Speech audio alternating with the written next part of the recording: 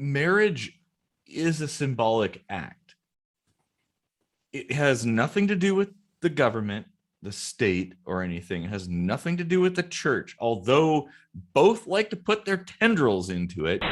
Like that. Oh, it was a ring that held a ball. It was a metal scrotum. Well, your favorite ring was a metal scrotum. And this is a thing I have a huge problem with, is people treating relationships, whether they're friendships or, romantic partners or whatever, they treat it as quantitative. Like, you have to know someone for a certain amount. You have to know someone for years before you marry them. Like, why? Or on the flip side, like if you've been dating for so much time, well, why aren't you married yet?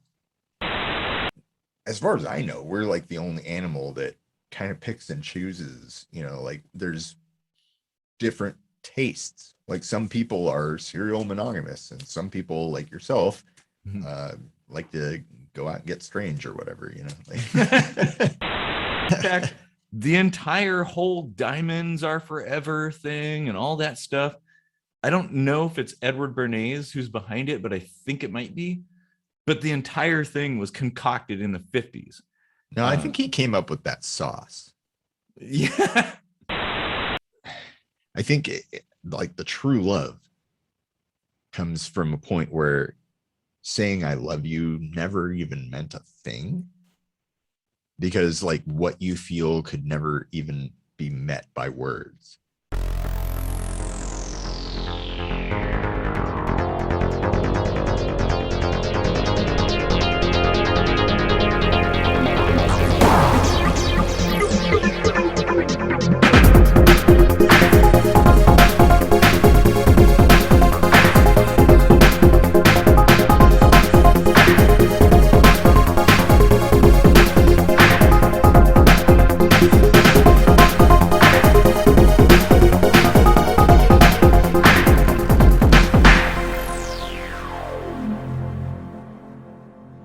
Welcome to another kitchen sink microscopy. I'm Casey Rochford, and we would love it if you'd like and share this video.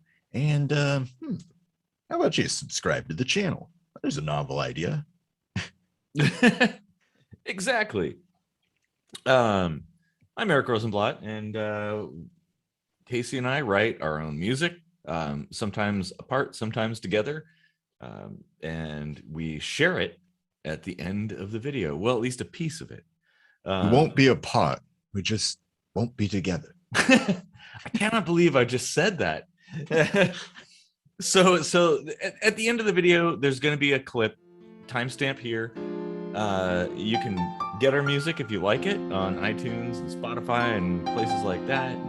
Go to our website, ksmvidcast.com. Basically, everything's there. So, yeah. All right, Casey, what would you like to talk about today? Well, this timestamp is in my way. Hopefully I remember that. Well, we've had this on the list for a little while, and this is something that we've discussed here and there in episodes and just in life in general. And I just got back from a wedding from a mutual friend, so I thought maybe we could talk about the concept of marriage. Ooh, man. Oh. Yeah, this is going to Mawwiage. be Mawwiage. It's funny. I got one of those online what is it called? Ordainment, I guess, through the Universal Life Church. Yeah, I did that 20-some years ago. Yep. I think I still have the certificate. But at any rate, like a coworker back when I worked at Kit's Cameras was getting married, and she wanted me to officiate it. And so I did. And of course, everybody was like, "Oh, you did such a good job." I'm like, I just said some stuff. It's not really that big of a deal. But she actually wanted me to start with that, like come out and just be like, Mawwiage. Like, she thought that would be so hilarious. And I'm like, oh, I don't know if everybody's going to understand that. Bunch of old people and stuff. They probably wouldn't get it. Well, so I know you and I have shared some similar thoughts on it. You've never been married. I've done it twice before. So there's a few different angles, perspectives that we could bring to the table there. And of course, you know, in the last 10, 12 years or whatever, you've been poly. So that doesn't like discount the idea of marriage, but it also goes outside the bounds of what, well, that's another thing we could talk about is the whole traditional aspect. Well, yeah, and actually, a lot of in poly circles, people, if they do get married, tend to get married for like administrative reasons, which is something I'd like to get into, is the whole bullshittery about like what, so you sign a piece of paper and now all of a sudden like everything's different. You get different rates on loans, or you know, I don't know how true that is. Like, I always heard you get tax breaks or whatever, and then I get married, and it's like if you file single, it's you know, your write-off is 10,000, and if you file married, your write-off is 20,000. I'm like, well, that's just two 10,000s. Well, I mean, that's not like a discount. there must be something to it, because a lot of people that I know in that community, I guess, like do that for that very reason, because of the whole legal aspect. I mean, I guess pooling your income in order to be able to buy a house, that can afford you some tax write-offs. Like, oh yeah, you get different interest rates too on loans. And that's the thing. It's like that's all you have to do, really. See, I've never experienced that. Like I always heard the myth that like a divorce will hurt your credit and all this stuff, but like your marital status has zero to do with your credit worthiness.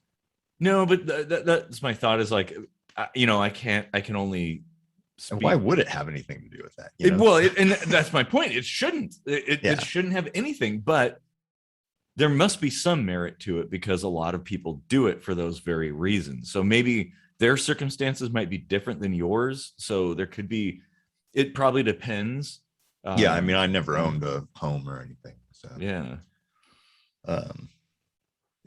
Yeah. I mean, so having been married twice, and you were part of both of those, you DJ'd the first one and wrote a song. Yep. You want to hear these songs, hang out to the end of the episode. We just did that spiel 5 minutes ago. But I don't, have we played that song already? Yeah, I think we have. Dang it. Yep. Oh, that would be a perfect segue, but whatever. Maybe I'll dig up the episode and link to it. But yeah, and then in the second wedding, you did the videography. But yeah, like, oh, by the way, if you watch that video, that like it's kind of hard to hear because it was on the beach and it was windy and stuff. But my girlfriend at the time, she thought that I wasn't behaving correctly, like introducing her to like everybody, even though I didn't know everybody.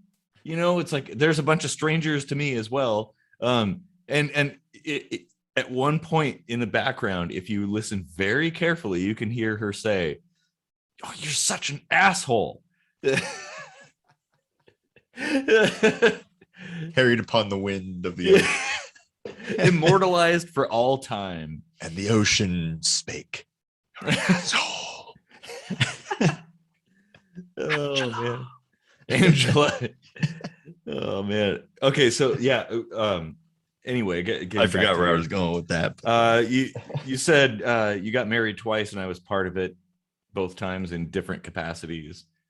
Yeah. So they were very different. If you remember, like the first go around was very traditional, fairly large, in a church. Or no, the Elks Lodge. Okay.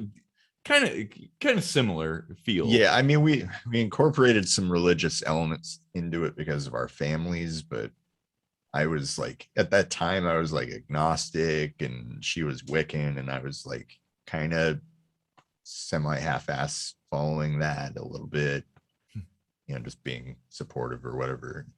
Yeah. So we kind of had like a ambiguous um, female minister, which I thought was kind of cool. But yeah, I mean, I'm not one for marriage ceremonies. Like it kind of it's like the same shit with like bachelor parties and baby showers and funerals and stuff. Like, oh god, do I have to go to another one of these ones? Like, I mean, if it's somebody you really care about, then that's one thing. But I do have to say, both of your ceremonies were pretty cool. Like, as an what would it be, an unwedder, I guess. Like, I think they were pretty neat. Yeah. Pretty neat, huh? Yeah. Yeah, I mean, like, not boring. Yeah. Really? Like, I mean, the first one, I didn't think there was anything too special about it. Well, maybe it was because I wasn't just standing up there. I was like trying to do stuff, and a lot was happening. Same thing with the other one with the video.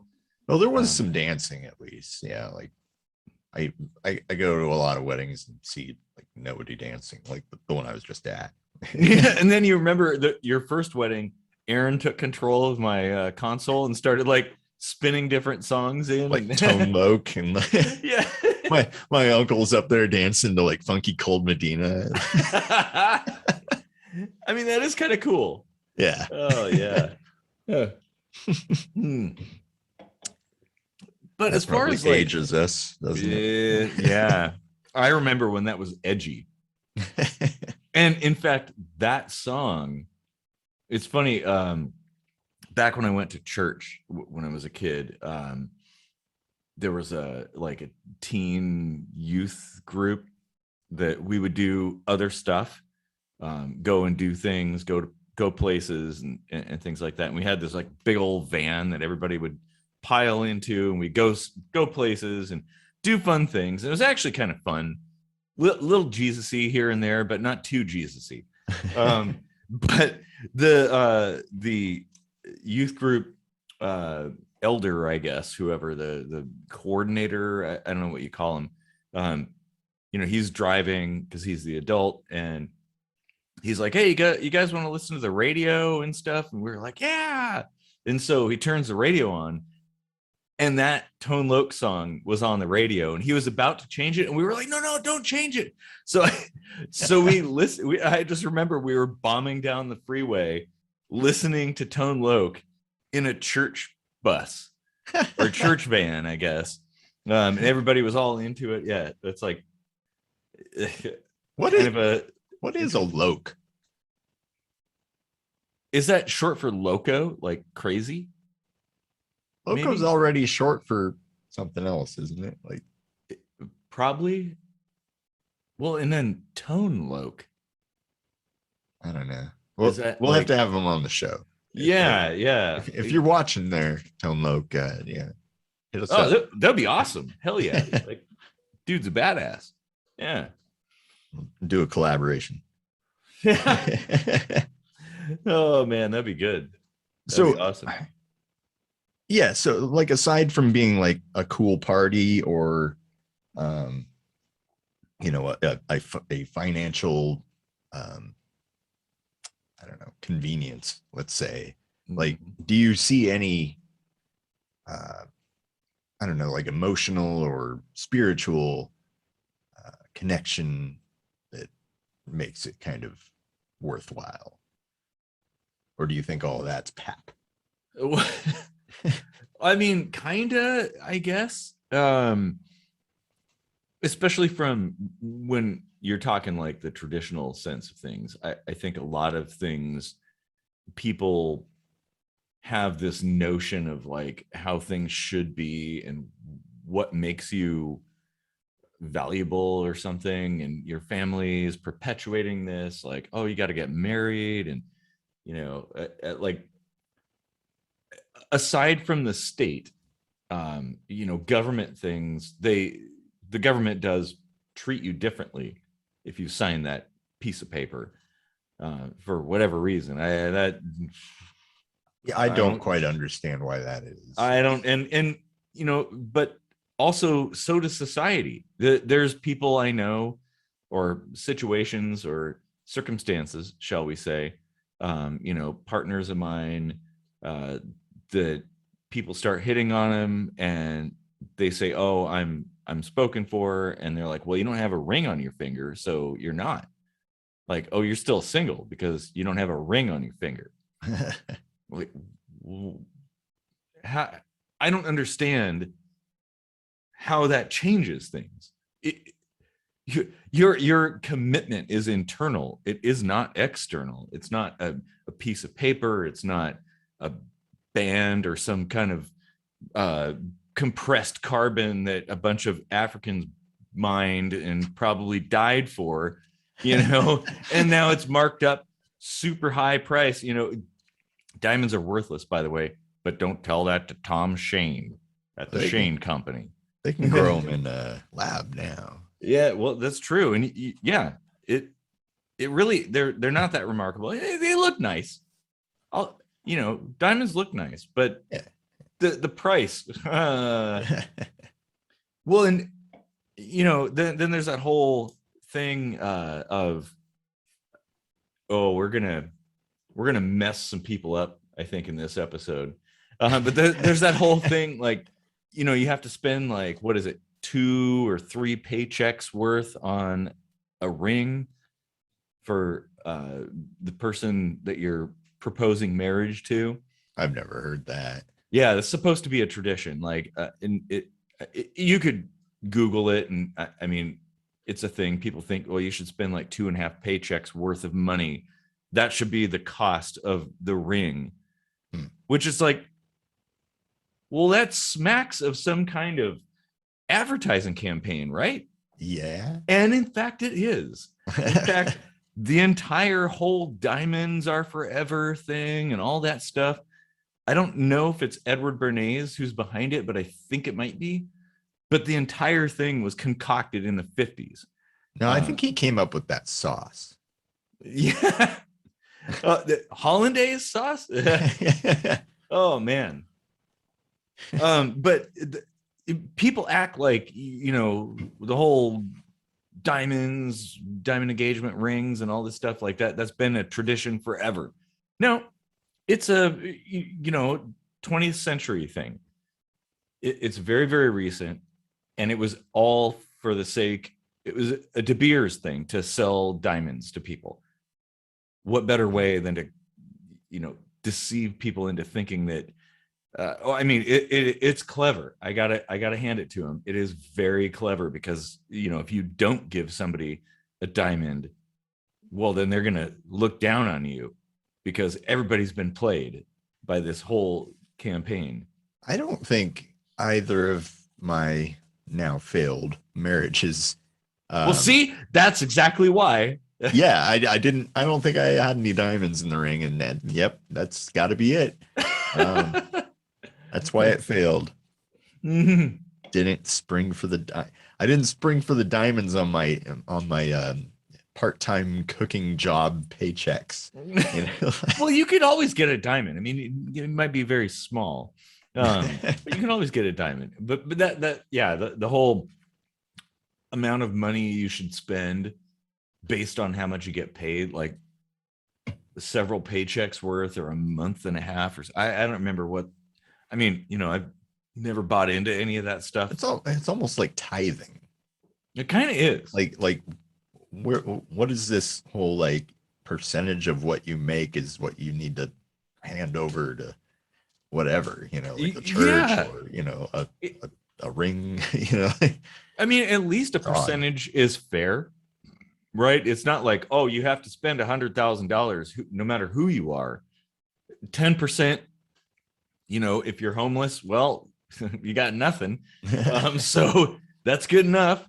But it is kind of dumb. And yeah, like, ooh, man, there's like so many angles here. I can see, I always liked uh the ring, like it was symbolic, Yeah. it's no different than getting a tattoo or something. It's a bit different because you can actually take it off. Yeah, you could take a ring off. You can. It's difficult to take tattoos off. But like the whole thing is that there's a story to it. There's Yeah. Somebody could see the ring and be like, oh yeah, how long have you been married or whatever, and strike up a conversation, and there's probably a whole lot of stories to it, like how you met and how great they are, and this and that, and yeah, and to the other point, like the whole, like, well, you're not spoken for if you're not wearing a ring thing. That's kind of been, like, I've seen that fall off, actually. Like, I remember in the 90s that was such a thing that, like, even when you like went steady with someone or whatever, you'd like go down and buy a $20 ring and throw it on your finger and be like, well, I got a girlfriend, like. Well, and That, that's like, really all you need to do if you want to avoid those kinds of issues. It's funny. A couple thoughts here, but little story. I was at the fair with my girlfriend, the same one that called me an asshole, by the way, at the wedding. And there was this kiosk that was selling like diamonds and stuff like that. And I bought this ring that was like silver, made of silver, rhodium plated, which today, whoo, man, rhodium is more valuable than diamonds. Holy shit. It's off the charts. But it had a zirconium, cubic zirconia diamond on it. That was quite large. And I bought it for her because it was neat. I'm like, oh, that's really neat. And bought it. It was, it was probably early 2000s or something like that. So it's pretty cheap. And she wore it because it was kind of neat looking. And she went to work wearing it, and one of her coworkers saw it and is like, oh my God, that is the biggest rock I've ever seen. That is so huge. He must love you so much. And it's like, nah, that cost me like $100. And that does kind of bring up a thought of this equation of size of the diamond or the amount of money you spend to how much you love somebody. And that is ridiculous. Yeah, totally. I have, well, especially if you don't have a lot of expendable income, that almost makes you feel like shitty or guilty or like not good enough, which is pretty fucked up. It really is. And that, I mean, people have taken out massive loans just to buy some worthless, and diamonds are actually worthless, by the way, worthless diamond ring for somebody because they feel like if they don't spend a huge amount of money on it, then people are going to look down on that person. Like you're going to look like some kind of cheap ass or something like that. And like maybe you don't care, and that kind of connects with the whole the amount of expenditure you have kind of suggests to people, or they interpret that as how much you care about somebody. But I'm pretty sure if you look out there, you can find countless examples of people who have bought massive, expensive jewelry for their quote loved ones, but they abused them in private. Like it was an absolutely terrible relationship, but they spent a vast amount of money on them. Like the two are not, there's no correlation there. How much money you spend versus, like one of my favorite gifts, I guess, was a ring from a girl that I dated a long time ago. She was like 19. I was probably 22 or something like that.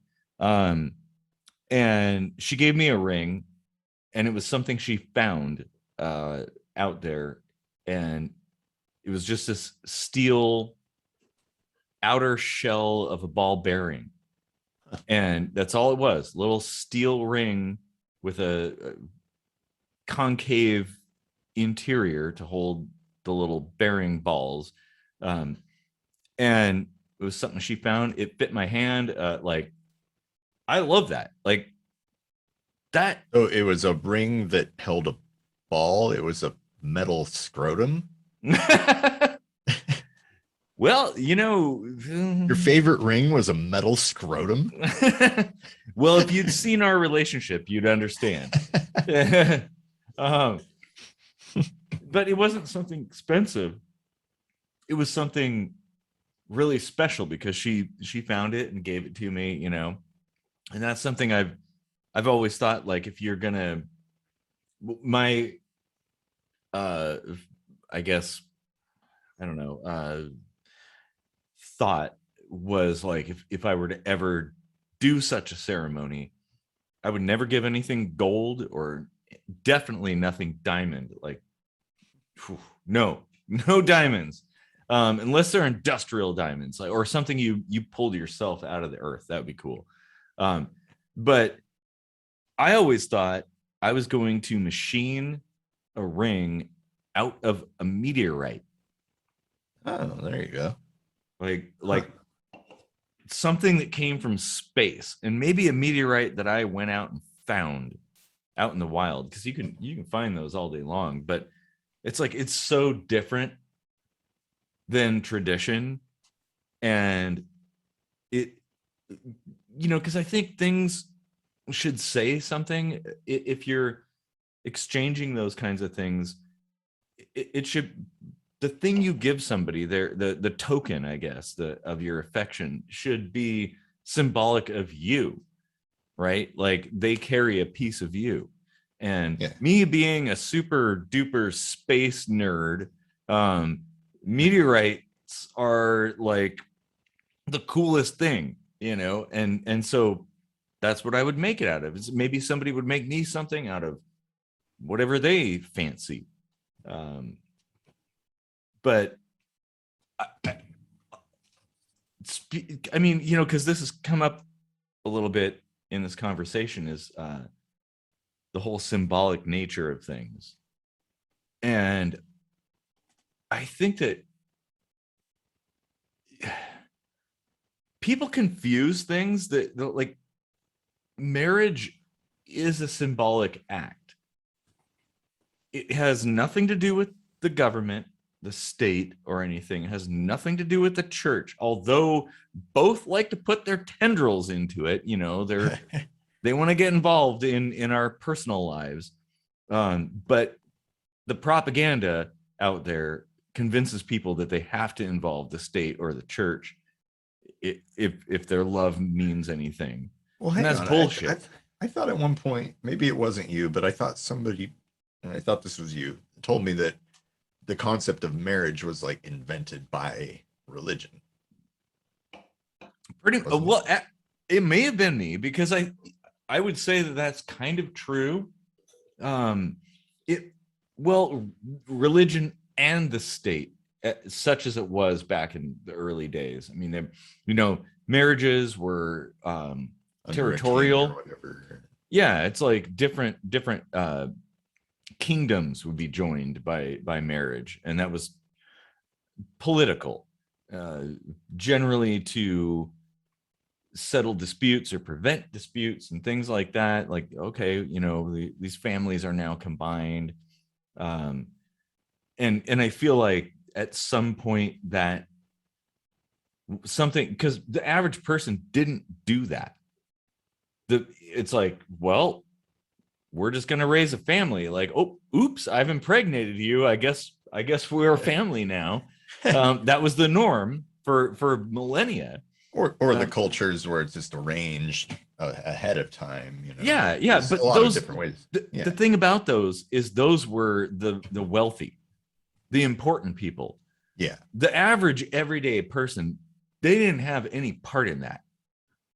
It's a thing that is born out of political stance or wealth or importance or whatever, social standing or something like that.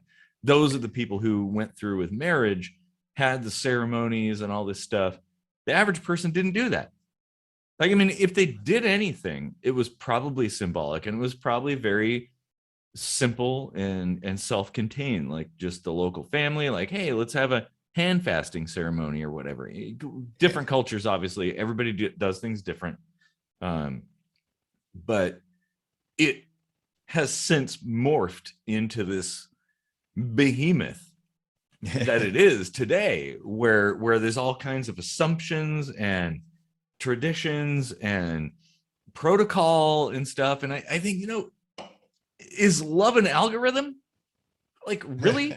That doesn't make any sense. I think we had that theory at one point. Like, well, I do kind of feel like it might be, but this is different. Like, this is outward facing, essentially. Like it's saying, if you don't perform these things, you must not love this person.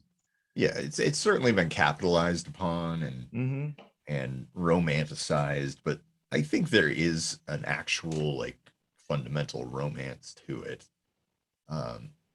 Because here's the thing, like, at some point, being the apex predators we are, like, evolution shifted from survival to sociological pressures, like you were saying, like, only the rich, or the, meritocratic types were able to marry at one point, and or even entertained the idea. Yeah, that's the thing. And now it's pretty ubiquitous, but now it's like, well, you don't really love them unless you can afford the diamond and all that stuff. They keep punching it up a notch or two just to keep up with the times or whatnot. But on the core level, I feel like there's a kind of a cool symbology, the togetherness, the family, the union of people. Yeah, because here's the thing, in the animal kingdom, you've got a lot of species that are just effectively poly. And then you've got some species that are like 100% monogamous, like they mate for life, like certain birds and stuff like that. As far as I know, we're like the only animal that kind of picks and chooses, like there's different tastes. Like some people are serial monogamous, and some people, like yourself, like to go out and get strange or whatever, like, it's not as strange as you think. But no, that you're right. Like, oh man, I had a point there. You were saying how like nice it was, I guess, the ceremonies, the bonding, all that stuff.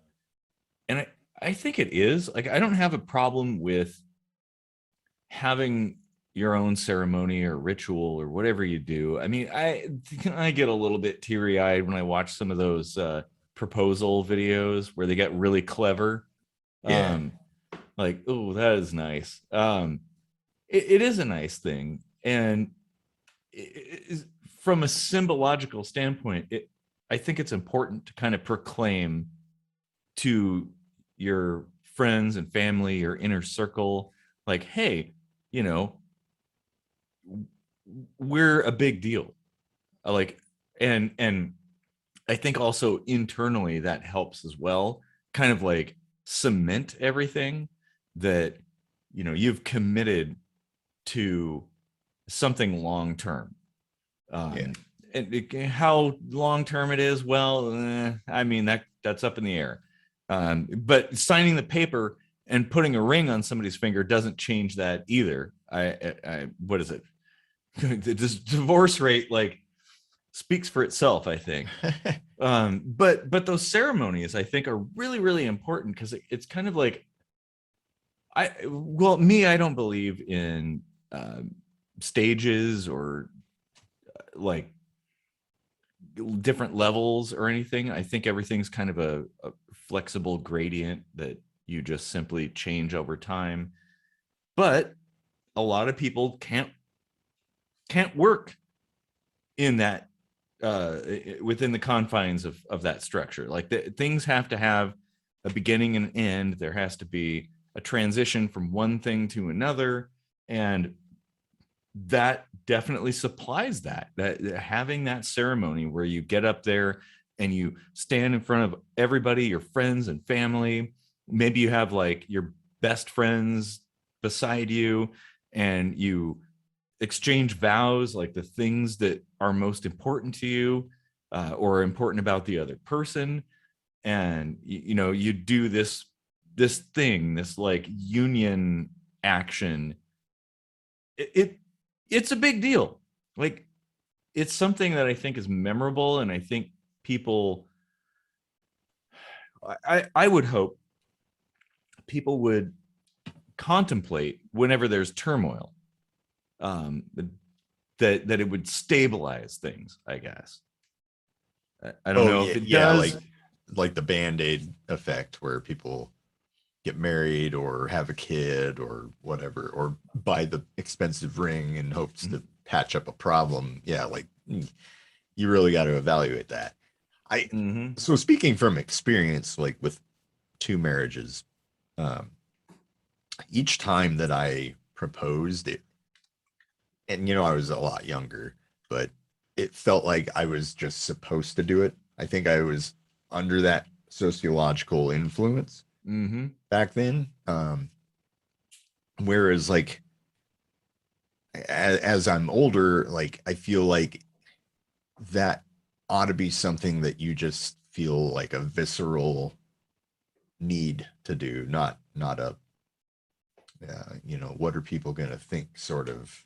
Yeah, like society expects you. All your friends and family expect that. Yeah, because I mean, society also has expectations on time, right? And this is a thing I have a huge problem with, is people treating relationships, whether they're friendships or romantic partners or whatever, they treat it as quantitative. Like you have to know someone for a certain amount. You have to know someone for years before you marry them. Like, why? Or on the flip side, like if you've been dating for so much time, well, why aren't you married yet? Yeah. And I've felt that kind of pressure too. Like I've been in some long relationships, and sometimes the conversation of marriage would come up, and it was kind of like, oh, this is a little awkward, because like I don't know how I feel, I don't know how they feel, and we're talking about it anyway. And well, and if you involve the church, it's not really that big of a deal. But if you involve the state, sign that paperwork, like that's a big deal. Like that changes things, and there are huge implications. So if you have any kind of doubts, I would say don't go through with it. Wait until you're sure.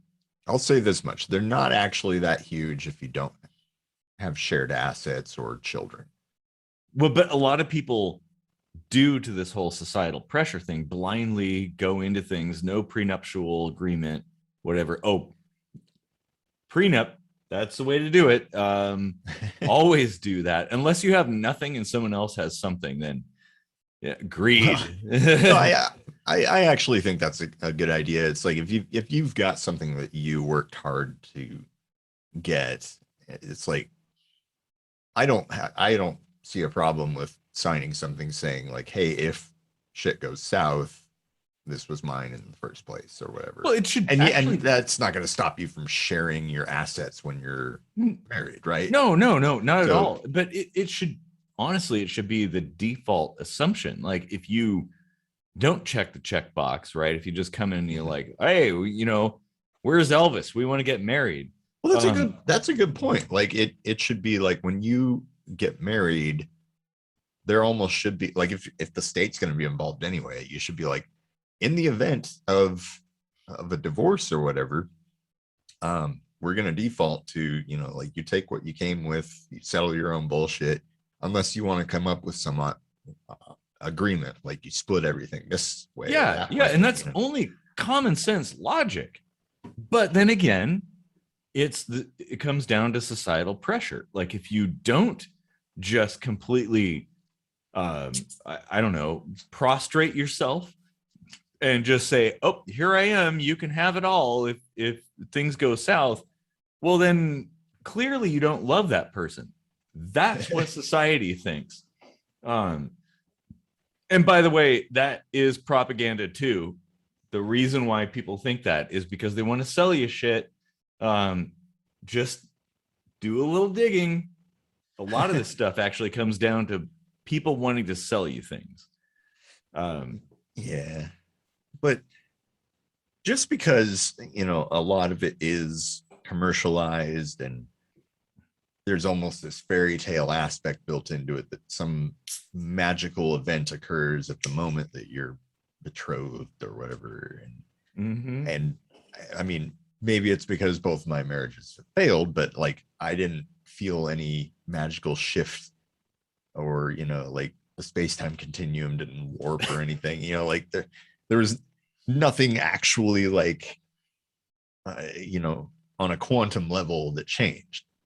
Well, and maybe it's because of the way that you perceive things, like that seeing be, things but, in a pragmatic way.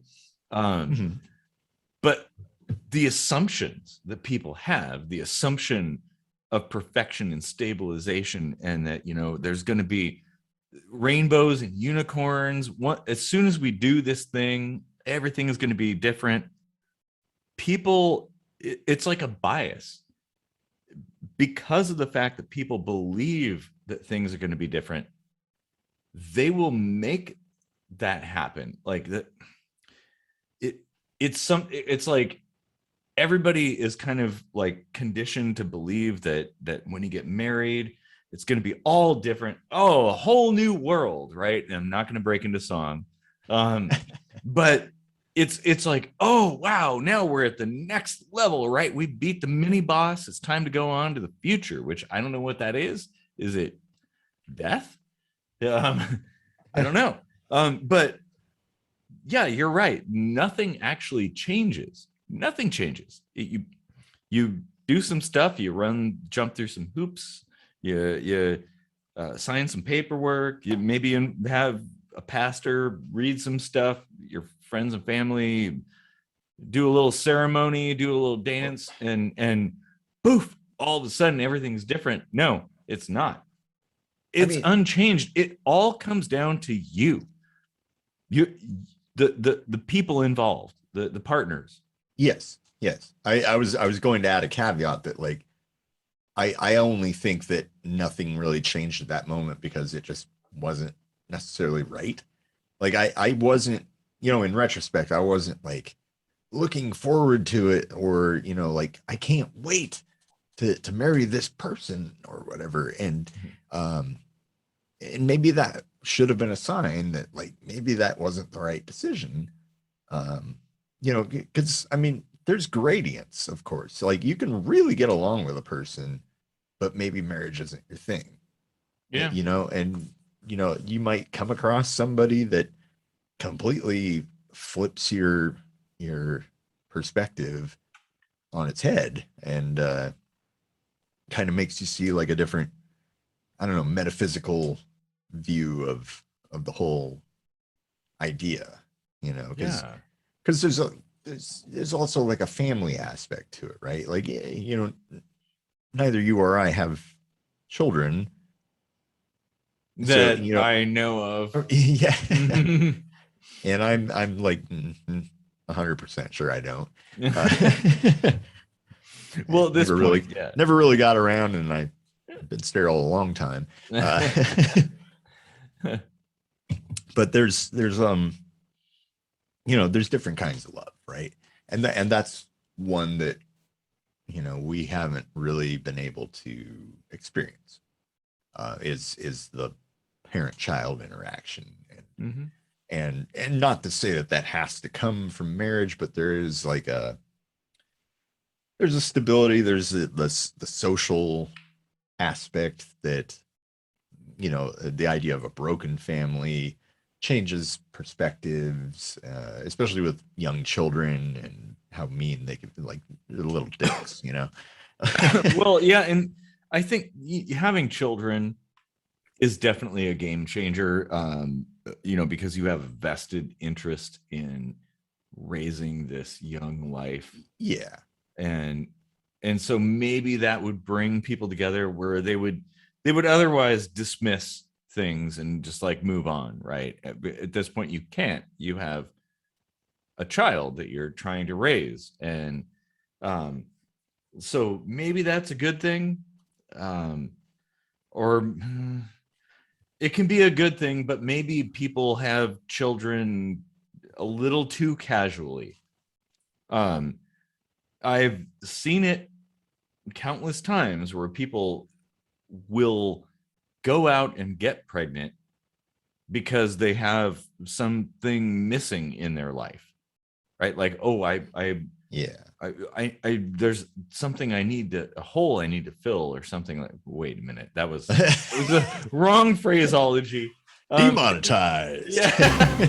But you know what I mean? And it's like, wow, that's just like those people who adopted pets during COVID, and now they're giving them away back to the shelters. Oh, what the fuck? Because that is a huge problem now. There's an influx of pets who are being brought back to shelters because the people adopted them as like comfort animals. Like, that is so wrong on so many levels. And yeah, it is. I mean, I don't want to necessarily put on the scale human life versus animal life, but I mean, as humans ourselves, when it comes to humans, it's like, that's a huge deal. If you're gonna like give birth to a child just because you have some kind of, I guess, shortcoming, something in your life where you just don't feel it.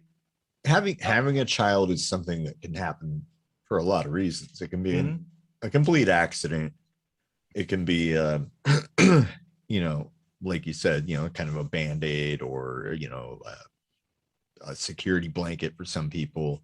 And then for other people, it's an obligation. Like, they've been raised to think they have to have 2.5 children or whatever. And then, for some people, they just want to have that bond, or pass down knowledge and love and all that stuff. And like that the latter being kind of what it probably should be about. Exactly. Like that I'm probably never gonna have kids anymore, but that's like conveying knowledge, carrying yourself forward. I mean, it's kind of pseudo altruistic, but also kind of selfish at the same time. I mean, if it is very much, yeah. Like, if it's an accident, you didn't really intend it, but you're going to raise the kid anyway. All right, sure, go ahead. But to start out that way, being like, ooh, I am like so superior to everybody else. There has to be another one of me on this planet in case I die. I mean, I don't know if it's selfish in that aspect of like superiority, but it is, selfish in a not negative way. I'm saying, like, it's selfish in that, like, you have that evolutionary urge to pass your genes down. It's not necessarily about ego. No, you're right. There's a genetic aspect to it, instinctive aspect. Yeah. Like that, and if we didn't have that, we probably all the planet. Yeah, if we didn't have that, we wouldn't really be here anymore. Yeah, exactly. So I mean, that is kind of what we do.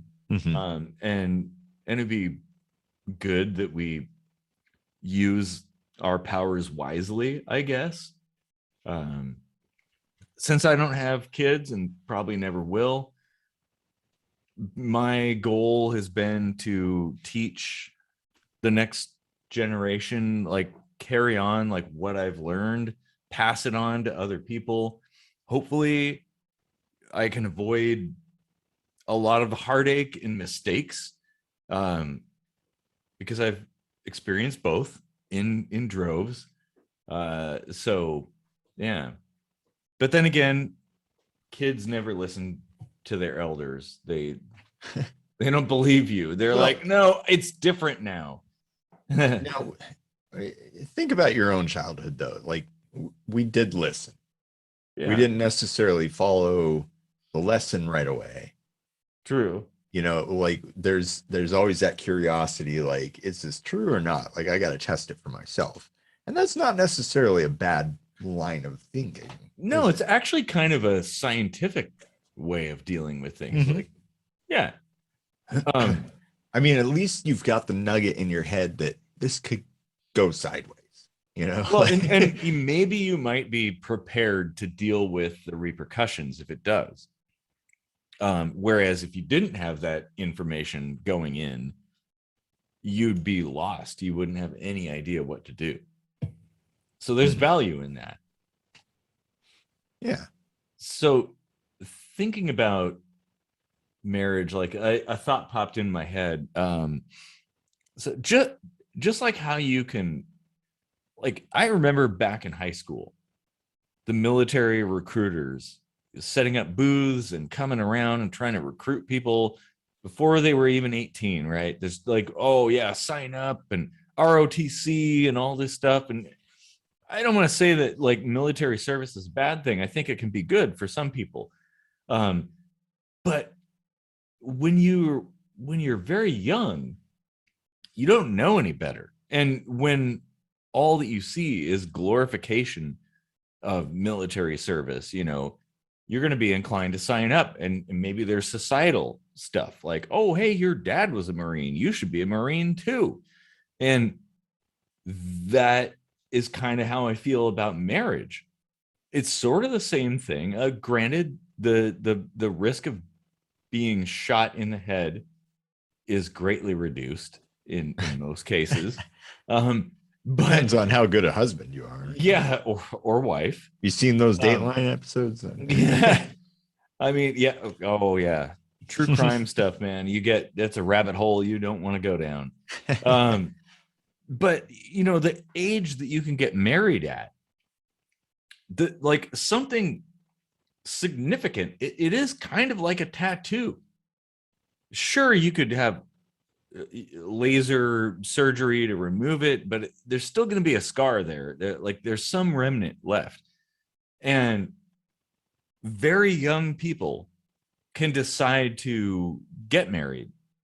And why?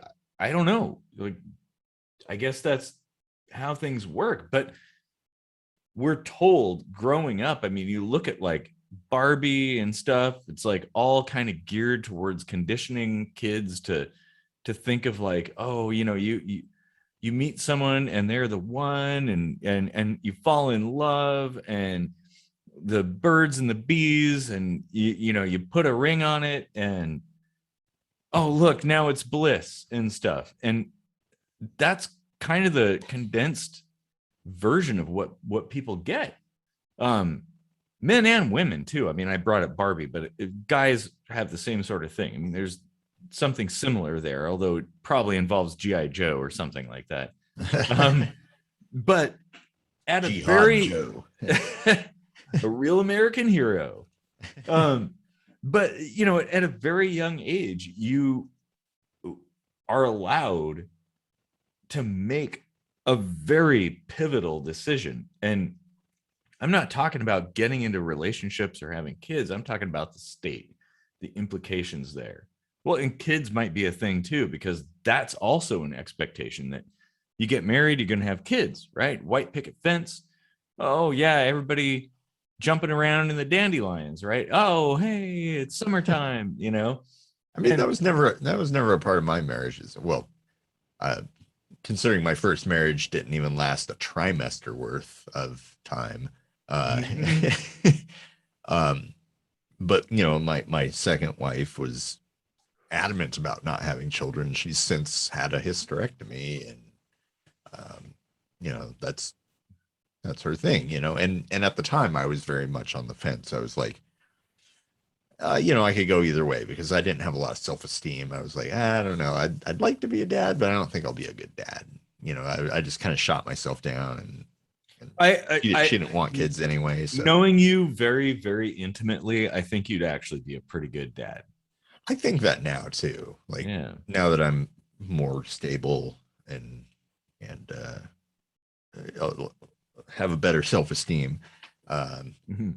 you know, I'm starting to think that, but you know, it's like the ship sailed for me to have like biological children. But yeah, adoption. Oh There yeah. are a lot of kids. Like, I don't understand why this is not more common. There are a lot of kids out there abandoned who really need a family. They need loving parents to bring them up and care for them and teach them. And you know, a lot of times they don't get somebody loving. They get some kind of asshole. Not the kind of asshole that was filming on the beach, though. But you know, so I I would say adoption is a much more altruistic Oh uh, yeah. action than you know, biological birth. Like that, any idiot can fuck. You know, like Having been on the, I don't know, receiving end of adoption, I guess you would say, or giving, I don't know. Depends on which perspective you're looking at. But I think it's giving in both directions. But yeah, having been adopted, let's just say that. Mhm. You know, I absolutely understand how much caring and devotion and love goes into that. Um, and you know, like I've thought about doing a minute microscopy on this, but I ultimately decided there's no way it could be anywhere near a minute. And Are that's they like, ever? and that's like what is love, you know? But Ooh. you know, like one core idea keeps coming back to me, and it's like any true love, whether it's you know, a romantic partner or a friend or your child or whatever. I think I I think like the true love comes from a point where saying I love you never even meant a thing, because like what you feel could never even be met by words. But that You know, it's interesting. I just had a conversation with a partner about that, hmm, that very subject, and I wholeheartedly agree. That is that's very true. And yeah. you like, how do you quantify that too? I mean, you know, people act like love is just one thing, right? But it's multifaceted. It's a rainbow of, it's a collage of experiences and thoughts, and it's unique to each person, or connection with different people. Like you, there's no way that it's one thing. Yeah, I don't know. I'm about to go on a completely different tangent, so Yeah. I'll stop there. Well, I'm feeling like this episode might be one of like the family one early on in season one, where people actually like were moved to tears, you know, like Mhm. talking about stuff like, you know, like what is love and marriage and adoption and stuff like that. And you know, it's uh I've occasionally been lifting my beer with this hand just to see if you might notice, but I am now wearing an engagement ring. Oh, wow. I had not noticed, but then I'm a guy, so I don't notice stuff like that. Like, dude, you could literally be wearing that the 90s Casey wig, and I probably wouldn't even notice. Yeah. Oh man. But yeah, I mean, I, as of even like a month ago, I probably would have recorded a very different episode marriage. You know, like my thoughts were very much similar to yours, where it was mostly pomp and circumstance and legality and things like that. But well, that's an aspect of it. I mean, yeah, that's true. But like, I mean, you can forego the pomp and circumstance, of course, but you know, the whole, I don't know, like family units, the commitment, the devotion, the like that, and in this case, the actual excitement for making that commitment. You know, like I've actually met someone that, and any fan of this show is going to have their jaw hit the floor, but like someone that actually like is perfect for me, and I'm fucking weird, right? Well, and that's important. Like when someone like that comes into your life, I think it's important to you know, stay with them, keep them in your life. Yeah, you know, and yeah. Well, and to further matters, you know, she has 2 children, and you know, 16 and 12, and their respective fathers are not really, you know, decent to their children as one ought to be, I think. Yeah. And I've formed a bond with them, and I've offered to even adopt them. And they're very excited about that. And like, I'm suddenly experiencing for the first time in my life, like what that kind of love feels like. And it's like, whoa. Oh, I always thought it was hyperbole. All the people that like this is me changing my mind right here. Like this is like a moment that you don't see every day. A person changes their mind, right? Well, spoken like a true scientist. Yeah. I always heard people say, you know, like, you can't understand what it's like to be a parent until you've done it. And it's like, well, I mean, can't you imagine? Like, but yeah, maybe not, you know, like,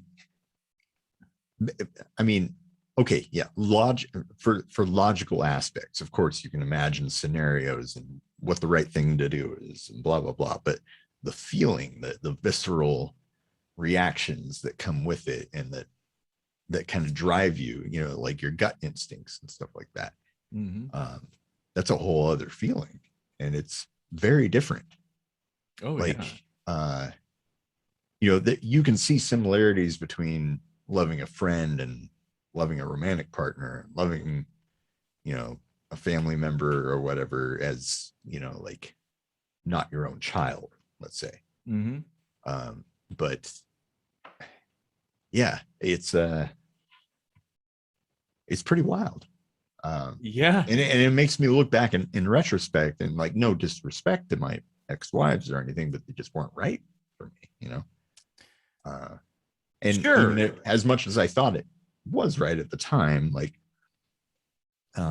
there's no shred of doubt, and this came about pretty suddenly, and that's why I've always had a problem with the quantitative aspect of love. Is like, my particular style of autism, if you want to say it, is that I download information about people very suddenly, and I'm able to judge character and determine if it fits with me, and it works very well, because like you and many of my closest friends I've known and have been close with for several decades.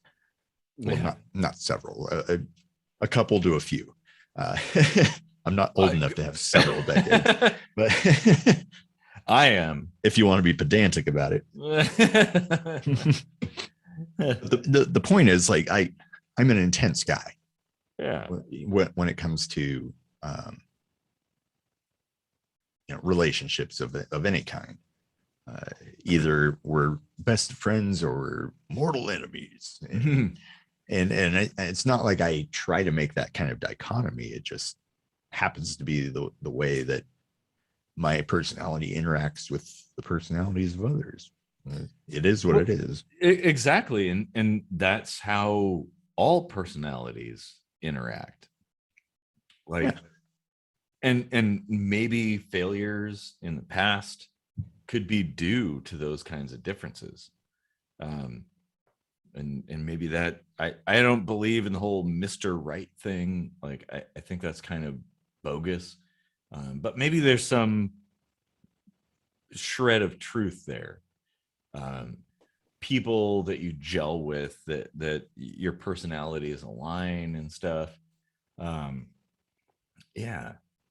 Oh man. I mean, I would have thought it was complete bullshit before, but I mean, there's some uncanny similarities, and it's almost fairy tale like.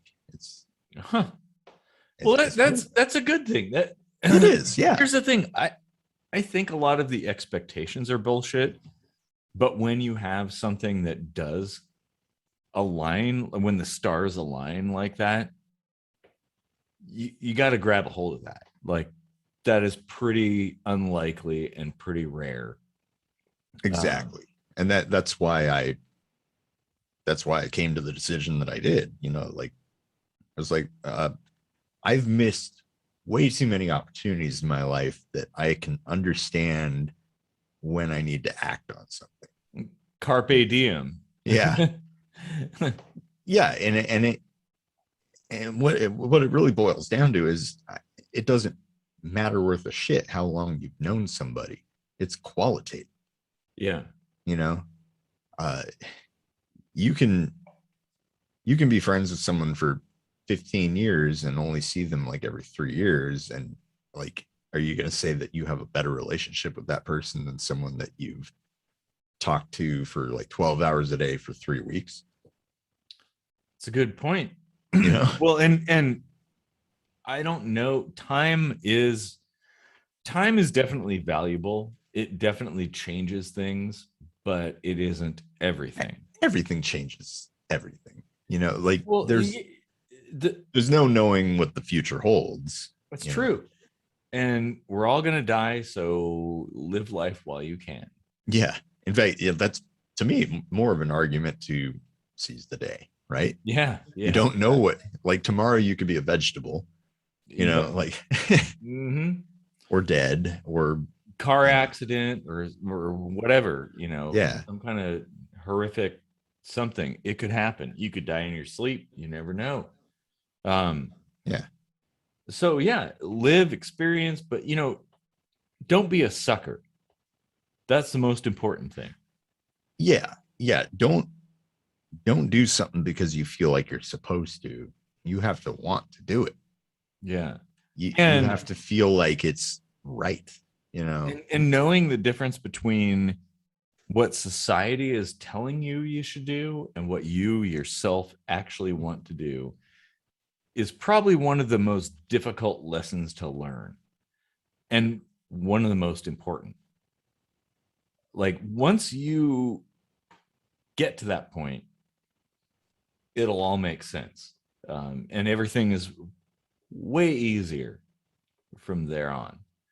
I don't know. Digression. Yeah, so I thought that would be a great time to have this particular episode. Yeah, I think so. Just kind of throw out like some of the ideas that we've kind of shared in the past, and then throw that curveball in of like something that kind of changed my views, because that's what this show's about, right? Like, is examining stuff that is polarizing, and determining whether or not it's a good idea to change your mind about something. Yeah, and never having the right answer, and what circumstances bring that change about, and stuff like that. Exactly. It's going to be different for everyone, of course, but sure, it will. And I'm society is telling you I should say congratulations, but instead I will say Godspeed. Seriously, congratulations, though. Thank you. Thank you. I'm like over the moon, like having kids that want to call me dad is oh yeah, like seriously, I'm like crying all the time, like and like happy tears, because it's like I never thought, I resigned myself to thinking I wouldn't be a parent. Like I don't have a lot of money, and I'm a weirdo, so like finding somebody that I'm compatible with has been difficult, and and I can't have kids of my own. So I was just like, well, maybe it wasn't for me, but I think it's kind of cool that I was adopted, and now I'm going to adopt. And yeah, that even one of the kids was mentioning maybe he'd adopt someday, so it's maybe it's a rather than passing down genes, you pass down a special kind of unconditional love. and in education, like lessons, I guess this is something. I love stories, telling stories, telling parables and things like that. I've learned so much from that, and that's something that I think for kids is really important. Like Darmok and Jalad oh, on the ocean. Exactly. Oh man, my favorite Star Trek episode. I even have the T-shirt, but I don't have it on me. So we have to throw in Star Trek and Red Dwarf. Oh yeah, totally. Every episode. So, sorry. Yeah, oh man. Yeah, there's like so many different thoughts now, but I feel like I think we've said enough for now. Yeah. Oh yeah. man. Yeah, I mean we certainly covered all the ground. The tradition aspect, the legality aspect, and the love aspect, and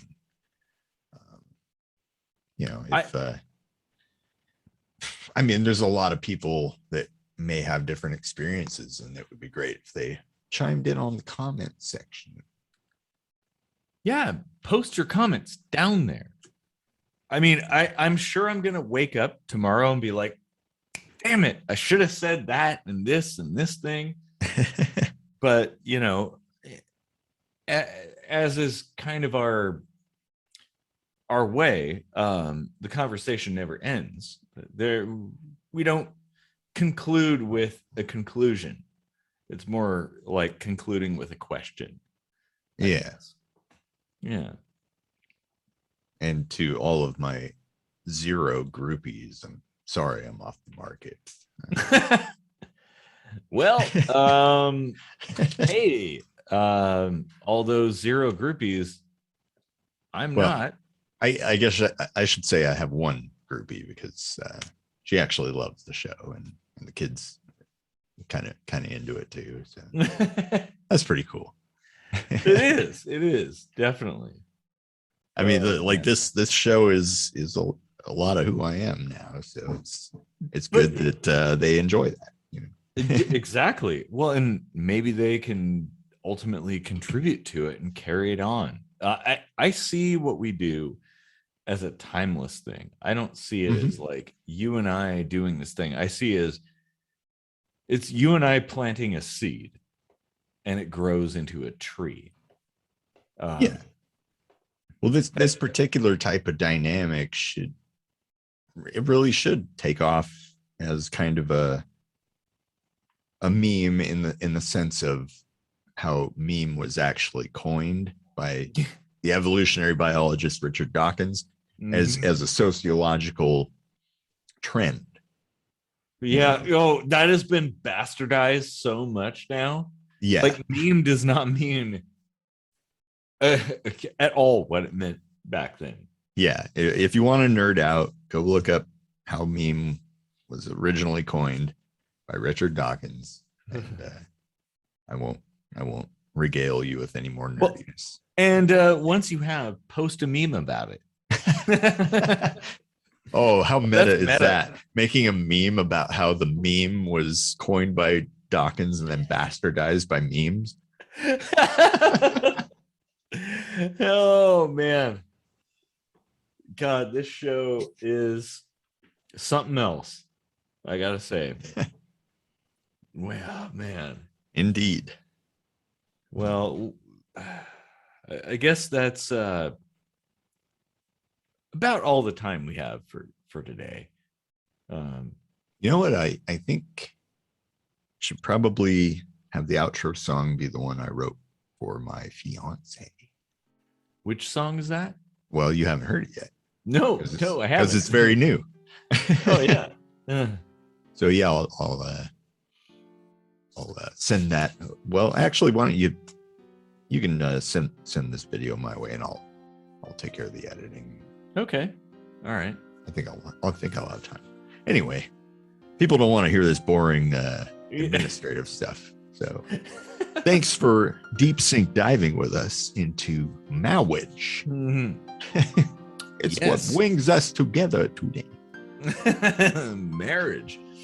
Yeah, and if you have any further comments, post them down there in the comment section, and we will probably collect them into another video. I'm sure this one is going to get some traction. Pretty sure this is people feel very strongly about this subject. Yeah. And I don't think I feel like we barely scratched the surface on this too. Like there's way more stuff we could be talking about. But you know, well, I mean, we could like probably do a whole episode probably on like poly marriages. Yeah. Because there's a lot of questions I'd have about that. You know. Oh yeah, we should. That would actually be a good episode too. So to the viewers, let us know down there if you want us to talk about that, and we will. Or come on the show and tell us your inside perspective. Yeah. And even if you don't tell us, we'll probably eventually talk about it. We have quite a list of things. Yep. Oh man. This show isn't going anywhere anytime soon. Nope. And to think we thought we were going to run out of topics before songs. Oh man.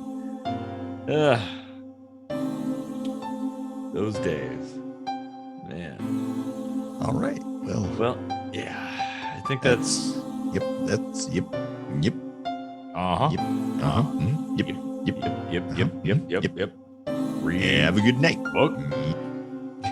Have a good night. Good night. Good night. Yep.